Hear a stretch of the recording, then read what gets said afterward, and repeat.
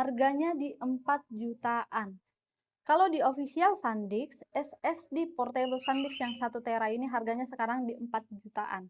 Tapi ada di satu toko lagi harganya lebih murah dibandingkan di toko SanDisk. Kalian bisa pilih kalian mau beli di SanDisknya atau di toko yang aku sematkan juga di keranjangku. Kalau untuk yang di toko satu lagi, aku udah lihat ya sudah banyak penjualan dan sudah terpercaya juga tokonya.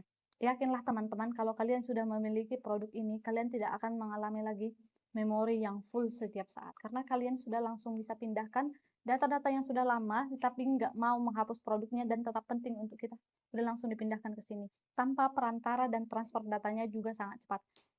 Yang jatuh tadi itu USB-A, bisa kalian gunakan dari komputer, laptop ke produknya ini. Kalau yang ini yang model Type-C-nya bisa langsung dari handphone ke sini. Kalian bisa check out produknya di keranjangku ya teman-teman. Kalian mau yang 1 tera, 2 tera, 4 tera, 8 tera. 8 tera ada nggak sih? Kalau 8 tera kurasa udah belasan juta.